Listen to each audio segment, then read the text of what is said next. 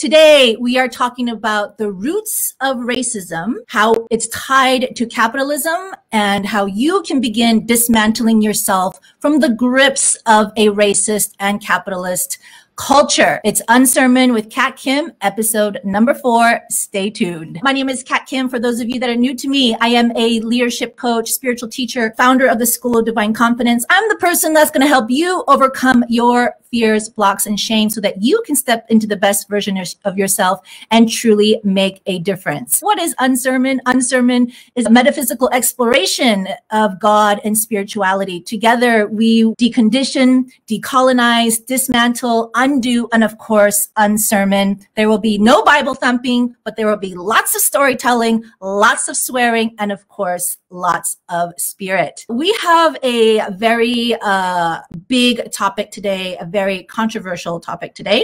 But first, let's do a recap of what we talked about last week, because if you haven't been following along with these episodes, I'm trying to make it episodic, okay? I'm trying to tie them all together. And the last, the last two episodes in particular kind of lead up to this episode here. And in last week's episode, we talked about nonconformist spirituality as defined by Dr. Martin Luther King Jr. and me. I added a little bit of Kat Kim spice to it. And I defined a spiritual nonconformist as one, a person who questions deeply the systems that perpetuate scarcity, oppression, and inequality, and refuses to be taken hostage by the cultural conditioning of the day. This is what we will be going into even more today. Number 2, a spiritual nonconformist is one who seeks universal spiritual truth and walks a path that is not readily accepted by mainstream standards. Number 3, a spiritual nonconformist is one who rises above self-interest and personal gain and stands in conviction with love, power, and justice. And number 4, a spiritual nonconformist is a badass motherfucker. So this is kind of like a general description of what spiritual nonconformist can be and how we can kind of allow this to, for us to create that vision for how we can move forward on our spiritual journey. Now, today's topic, every time I talk about racism and capitalism and its ties and how it's interlinked, people are not always so happy. I get a lot of pushback, mainly from white men and women, interestingly. So I want to make something really, really clear here. I want to kind of preface my entire unsermon today. Capitalism in itself is neither good nor bad, okay? And I write about this very specifically in my essay on consumer spirituality. If you haven't checked that out, it's really good. So go check that out, and I make it really clear that capitalism in itself is not evil. There is light and there is shadow aspect to all things, including capitalism. And yes, there are so many beautiful, wonderful things that have come from this system. I am part of this system. I have a business. I am a businesswoman. So I benefit from this system. We all do. I'm not talking about that. That's the light of capitalism. That's like the positive things that's come from it. Today, I want to address the shadow side of it because it's necessary that we take the time to slow down and we examine and we question the system that we're all operating under. It's really, really important as leaders and spiritual seekers that we really begin to question and really examine who are we? What systems are we operating under? How are they impacting us? How are they controlling us in many ways? And what can we do to dismantle the system, and how can dismantle the grips of that system on our mindset and our well-being? It's not like we can go and dismantle capitalism. And I don't know if that's something that we want to do. I mean, that's not the topic. That's not like the purpose of this conversation. It's not about what we should do with capitalism. I'm just bringing to light the shadow. I'm bringing light to the shadow, or bringing the shadow into the light, the shadow side of capitalism and its ties to racism. And it's a very, very important conversation that we should all be aware of, because we're all part of it, okay? So Also, I want to make a note that what I'm sharing with you guys on Unsermon is so much about like my journey of dismantling and undoing, deconditioning myself from that system, from the consumer culture. And these are the things that I have come across. This is the information. This is the new insights that I have come across, and I feel called to share that with you. So that's what I am doing here today. Okay, so you can take it, you can leave it. I am not here to argue with you about whether capitalism is good or bad. That is a decision that you make for yourself. And guess what? I'm still trying to understand my role in the system, and I'm still trying to decide whether it's good or bad. What I'm going to present to you today is the bad part of it, and it's hard to swallow, it's hard to come to terms with, yet it's necessary. So what I share with you guys is information for you guys to take in, and you guys do with it what feels right for you. If you don't agree, that's fine. So let's dive in. In previous episodes, I have talked about how we are a culture that's consumed by scarcity and lack. We're constantly seeking more money, more cars, more things, more clothes, right? More technology, more iPhones, more food, like more information, more acknowledgement, more respect, more power. It's like we're constantly seeking and seeking and seeking and wanting and wanting and wanting. And it makes absolute sense. It's not because we're stupid people, we don't know how to feel fulfilled. So much of it is because we live in a consumer culture that surrounds us. It's everywhere we turn. It's everywhere we look, persuading us to buy this or purchase that in order to be okay. It's impossible to get away from these brands and companies and corporations because they live in our cell phones, right? You just pull, I hate to admit it. This is a habit I'm still trying to break, but the minute that I wake up in the morning, I reach for my cell phone and I'm flipping through. And what do you do when you're flipping through the phone? There's ads everywhere. So it's like, it's that deep conditioning that we're all being subject to. So we're all part of that culture. So it makes sense that we're constantly feeling like we need more and that we want more. Within the consumer culture, the materialism and overconsumption are not only encouraged, it's glamorized. Success, power, beauty, and love, they've all been tied to our ability to buy and own and sell. And in many cases, if you see people show off material goods, really just kind of stripping these spiritual qualities of their true meaning. And because of this, we've been convinced unknowingly and unconsciously that our self-worth is tied to money, possessions, and status. This consumerism and materialism drives the motivations and desires of our culture, and we find ourselves sinking under its demands. So even though we have so much to offer,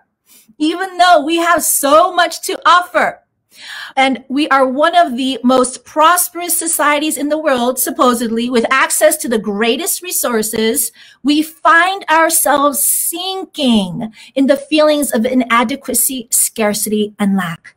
And these feelings draw us away from developing our true inner gifts and talents, and they strip us of our ability to make our divine contribution to the world.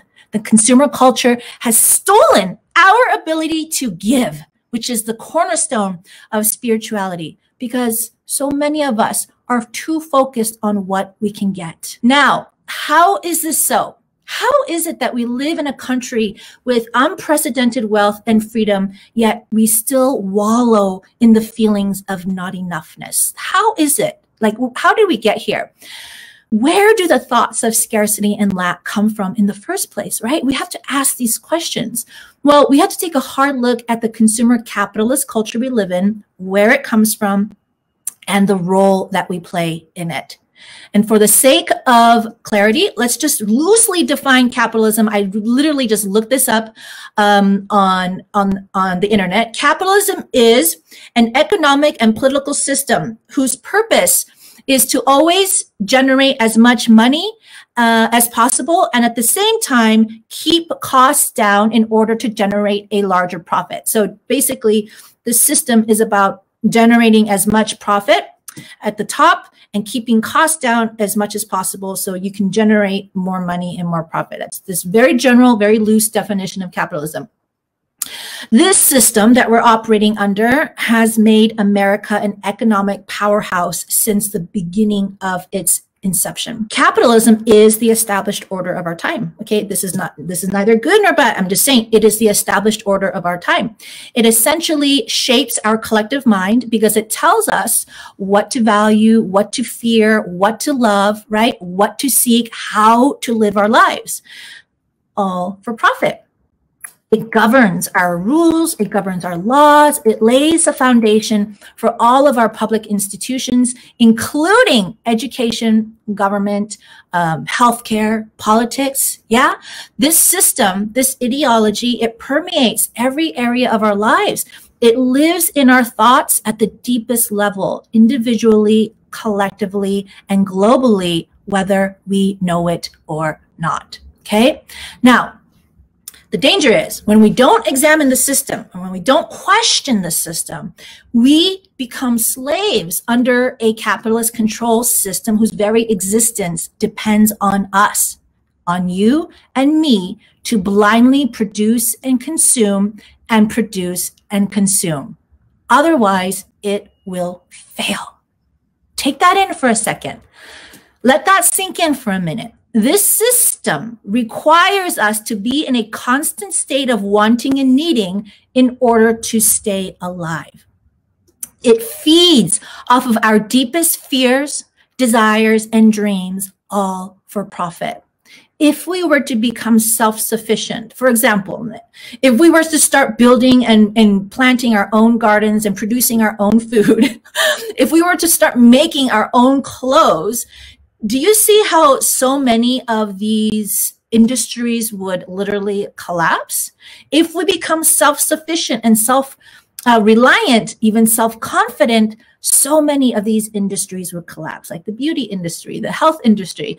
So the feelings of desire, scarcity, and fear, they're created. They're created on purpose. They're made up through media and advertising to keep us in this vicious cycle. So it's no wonder, you guys, that we as a culture, as a country, have become so addicted to unhealthy buying patterns and short-term gratification. Does this resonate with you guys?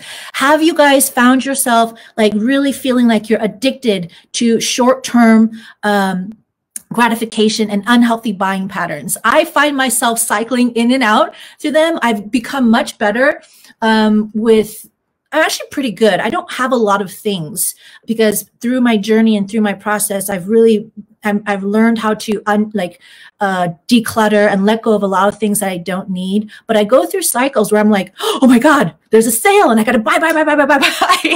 And it's just like this weird short-term gratification thing. I actually was never really a big online shopper. Recently, I don't know if it's the pandemic. I'm just being really honest. Maybe it's the pandemic and there's like nothing else to do. So I find myself online. And of course, because it's the pandemic, there are all these sales. And I was like, I want to buy this and this and this and this. And I noticed this kind of feeling of like, oh my God, this feels good. It's like a hit of crack. And I know this because I used to be a crack addict. So there's that feeling of just like purchasing and purchasing and purchasing, kind of unconsciously and knowingly. Okay, so we've literally been trained since we were born to look outside of us to fill our needs. So check this out, you guys. Household debt has reached a record of $14 trillion in America. These numbers are staggering. This is a clear indication of where our collective consciousness and habits lie. Now, what's hard about this conversation is that we all benefit from this system. So what I'm going to say next is going to be a hard pill to swallow. Capitalism, the way that we've been operating it since the beginning of the birth of America, requires poverty in order for it to work. And this was evident from day one of the birth of America. Our country, the USA, became an economic superpower with cotton trade on the backs of African American slaves and indigenous lives. So here is a quick rundown of history. This is, once again, very, very quick. In the late 1700s, England invented new technology, the cotton loom, pretty much, that revolutionized the textile industry. This allowed people to create textiles for the first time. Instead of doing it, stitching it one by one, they were now able to produce textiles.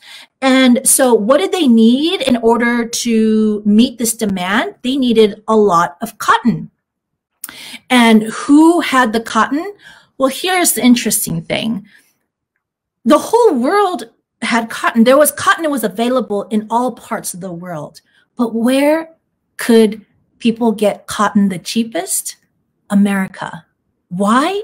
Because settlers came to this land. They stole the land from indigenous people. Okay, they didn't pay for it. They stole the land from indigenous people, and then they brought over slaves from Africa, paid very little for that, and they put slaves to work. They put Africans to work. So they were able to produce cotton at a price and a rate that was very, very, very cheap. And so this was what started a massive global textile industry for the UK and a massive global cotton export industry for America. Cotton export consisted of almost 45% of American exports at the time. That is a lot of money. That is a lot of money. And what drove this innovation, what drove this entrepreneurship, what drove the capitalism and the political economy at that time was slavery. I don't care what any of y'all have to say about that, but that is the truth. That is what drove the birth and the growth of America. It is what made America a powerhouse, and we must come to terms with that. So slavery is what drove the so-called free market in America, but it was only a free market for those at the top. For everyone else at the bottom, it was completely devoid of any freedom. And as if this wasn't fucked up already, here's where it gets worse. Because countries all around the world were benefiting, becoming filthy rich as a result of slave trade, slave traders and slave holders began convincing each other and others that Africans were made to do this work. So I want to read a little bit from this book. It is called The Peculiar Institution, Slavery in the Antebellum South. The person that recommended this book was Dr. Martin Luther King Jr. It was in his autobiography, and he said that he read this book and his mind was opened up to the inequities of the system and how bad slavery actually was. So I purchased the book. I started reading it. It is a hard book to read, and it's taking me a long time because I have to put it down a lot because there's so much in here that is really difficult to read and to swallow because you come to terms with the fact that we've all benefited from this kind of stuff. So here is what slaveholders, colonizers told each other. I'm going to read a few passages, okay? Negroes had to be brought to the South for labor that Europeans themselves could not perform. Quote, the white man will never raise, can never raise a cotton or a sugar crop in the United States. In our swamps and under our suns, the Negro thrives, but the white man dies, unquote. Without the productive power of the African who an all-wise creator had perfectly adapted to the labor needs of the South, its lands would have remained a howling wilderness. What is this person saying? Basically, that God created Africans specifically to do this work, and that Africans with their dark skin were perfectly adapted to do the labor needs of that South. Another passage, Negroes, in contrast to people of other races, possess certain racial traits which uniquely fit them for bondage. Doctors, scientists, and pseudoscientists found a physiological basis for alleged temperamental and intellectual differences. Dr. Samuel W. Cartwright of Louisiana argued that the visible differences in skin pigmentation also extended to the membranes, the muscles, the tendons, the fluids and secretions. Even the Negro's brains and nerves are tinctured with a shade of pervading darkness. This is the kind of conversations, this is the kind of stuff that people were telling each other at that time as a justification for bringing Africans to this land and using them as slaves. One last bit, if this isn't pissing you off, you're not human. Basically, Africans were barbarians who therefore needed to be subjected to rigid discipline and severe controls. Their enslavement was essential for their own good and for the preservation of white civilization. In other words, lies were used to describe Africans as savages, as subhuman, and even as people who needed to be, quote, saved from Africa's wildlife. This is where slavery began. Slavery, yes, has always existed in the past, all throughout history. I get a lot of people who say that. They're like, well, slavery has always existed. Yes, slavery has always existed. I acknowledge that, but never, ever like this on a global scale against one race of people. No one, not one country, stop this from happening. Capitalism, the way we have been operating it, needs poverty in order for it to work. Racism and capitalism have been tied, and they've been working side by side since day one to oppress folks of color. The roots of racism is capitalism. So we can't have the conversation about capitalism without talking about racism, and we can't talk about racism without talking about capitalism. They go hand in hand. This is a difficult conversation. When I read stuff like this, my blood boils. As a person of privilege, it's easy for me to put this book down and not have to look at it. And it's not something that's happened to my ancestors. But do you know what? As an American, Black history is my history. And as an American, Black history should be your history too, regardless of what race you are. Black history should not be just relegated to the month of February. Fuck that shit. Everyone should be reading more, learning more about how this country was created. Once again, for the people who want to argue with me, for the people in the back, I understand and I know that there are very many positive things about the system. Yes, there's been so much innovation. There's been so much creativity. I am a product of this system. I benefit from it. We all do. I get that. There have been inventions and creations, and there's like so much freedom in this country. I get that. But this conversation right now is about integrating the shadow part of it. It's about integrating the really fucked up parts of the system and looking at it as a whole. This is not either or. This is about, let's become whole. Let's look at the light and the shadow. Let's look at what's right and what's wrong. And let's begin to look at things as a whole system instead of like just left or right or black and white. Yes, let's repeat that for the back. As an American, Black history is my history. You can quote me on that, people. That is the one thing, one of the biggest things that I have learned recently. Black history is my history as an American. It's not just for Black folks. I'm Asian. And this history pertains to me. This is about to get worse. Again, we're going to take another level here. Slavery is still happening around the world. Right now, men, women, and children all around the world are held in forced labor, in mines, agricultural fields, fishing vessels, and garment factories. For who?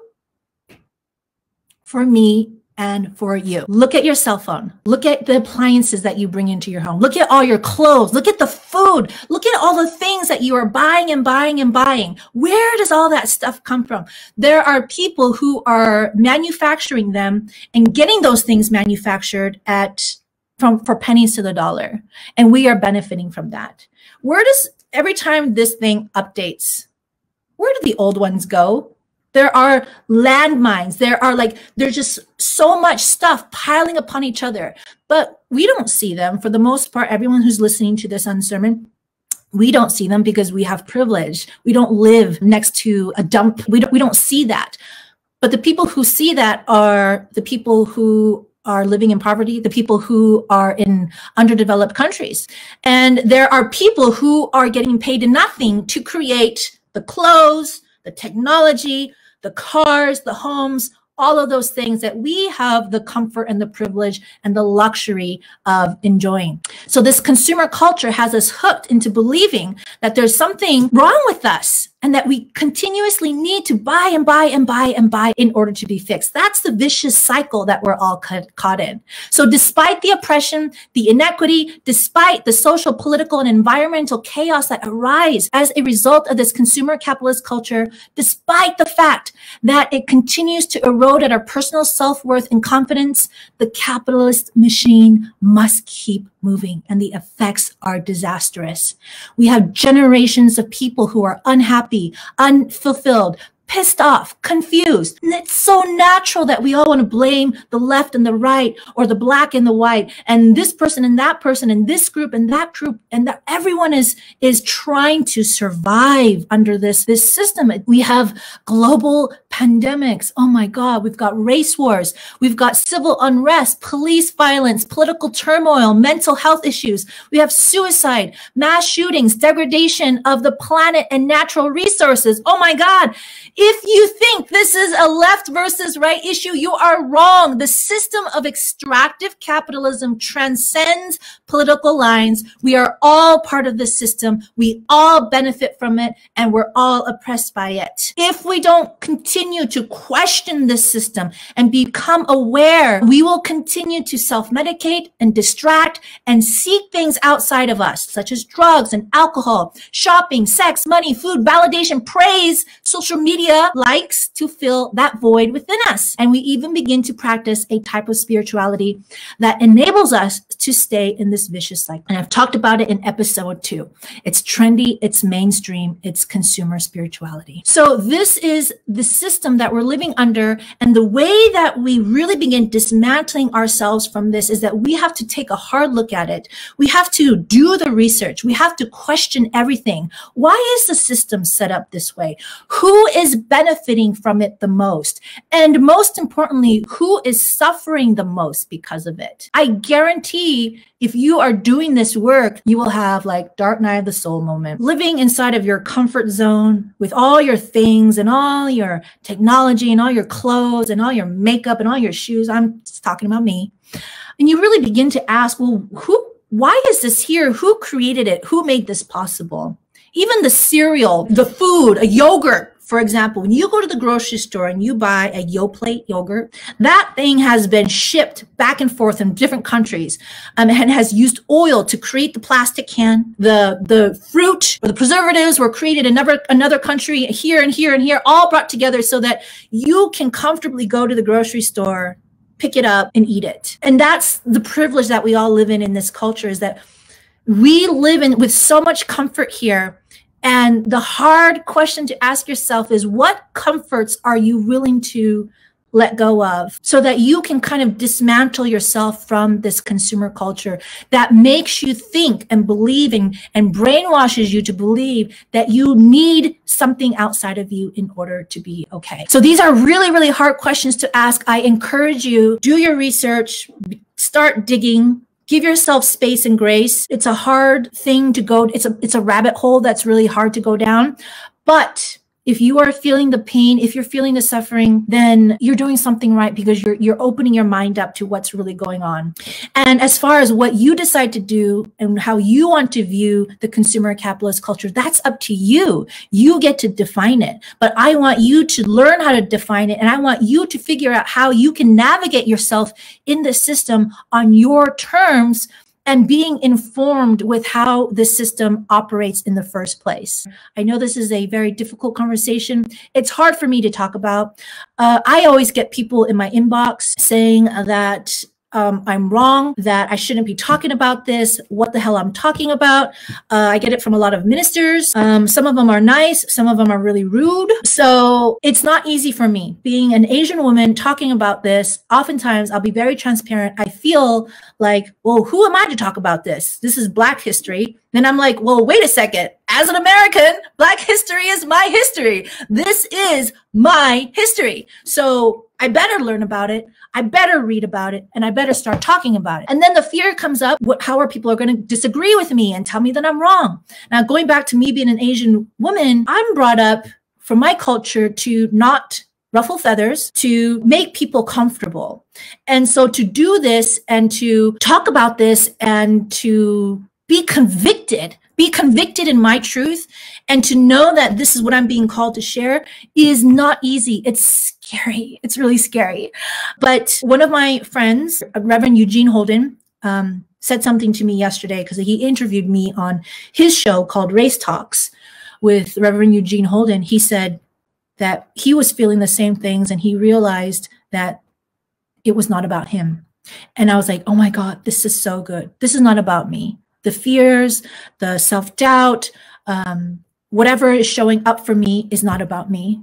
This is just about me showing up, being a vessel for truth. And whoever wants to disagree with me, go ahead, y'all. Like, I am growing a really, really hard and tough skin. And I'm just like, GFY? Do you know what GFY means? Go fuck yourself. So with that, I am going to close Unsermon number 4.